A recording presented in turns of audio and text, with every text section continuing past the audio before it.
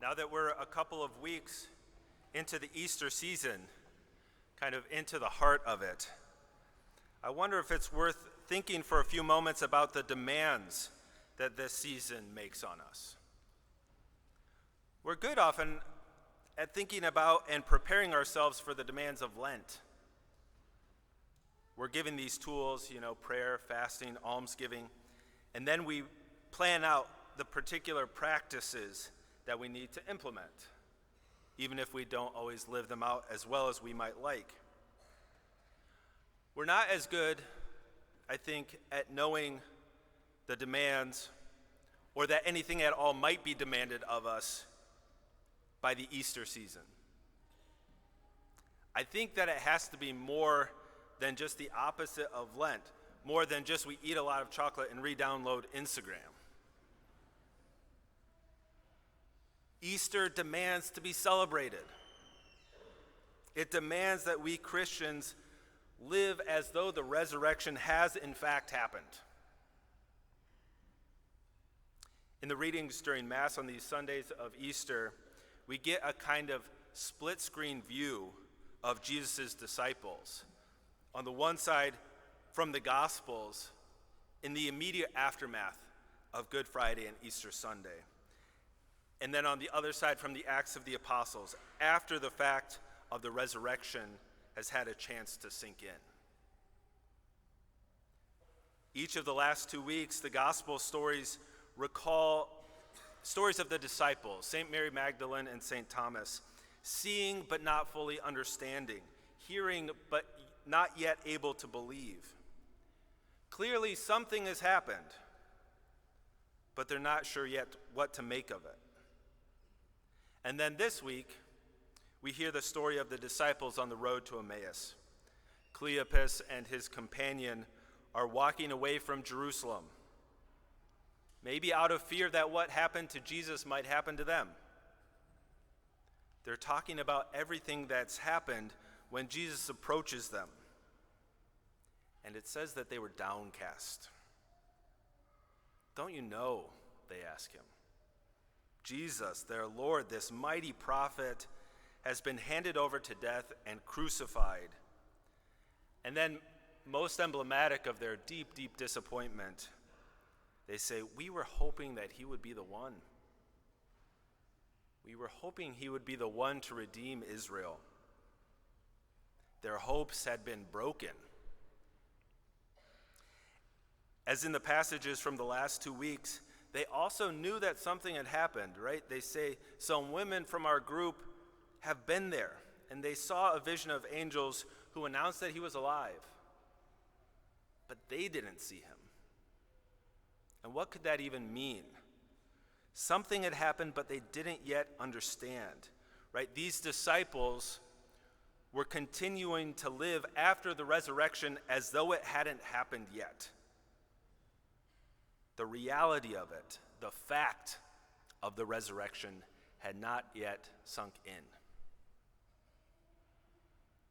On the other side of the split screen, we see the disciples in the Acts of the Apostles, which is that whole book a kind of blueprint of what the church is at its best. This is the church knowing and living the resurrection. The apostles who had fled from Jesus and denied him, who were hiding out in fear, they're in the temple, preaching with zeal, with boldness. They're willing to be arrested. They're willing to be imprisoned, rejoicing even at being able to suffer persecution for the name of Jesus. It says that they were able to perform mighty deeds in his name, that they were fully devoted to their communal life and to prayers. They held everything in common, and there wasn't a needy person among them. They no longer lived as though the resurrection hadn't happened. They lived it. They celebrated it. They were thrust into a whole new way of living and being by it. The joy of Easter demands to be celebrated with the same zeal, or even greater zeal, than that we went after Lent with. It needs to be practiced. What would that look like? Maybe we can have an Easter practice of, like the church in the Acts of the Apostles, setting aside our fear of the future, trusting that God has already completely and totally won the victory over sin and death. We can witness with joy and generosity to the work that God has done among us, sharing it with the people in our lives who are struggling with hopelessness. We can devote ourselves, like the apostles, to prayer and to the communal life in our families, in our residence halls. Maybe part of our celebration of Easter could be to distribute some of what we have so that there would not be a needy person among us. Each of the disciples had an encounter with the risen Christ that was a turning point for them, that helped them move from one side to the other, to live by the reality, the light of Easter. In the gospel today, Jesus opens the eyes of Cleopas and his companion by opening for them the scriptures and by breaking the bread.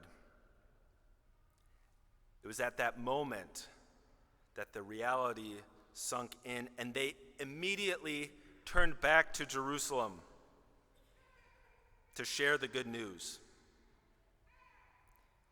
If the reality of the resurrection hasn't yet sunk in fully for us, the risen Jesus wants to encounter us here today in this Mass. He wants to set our hearts on fire through his word and open our eyes to recognize him in the breaking of the bread.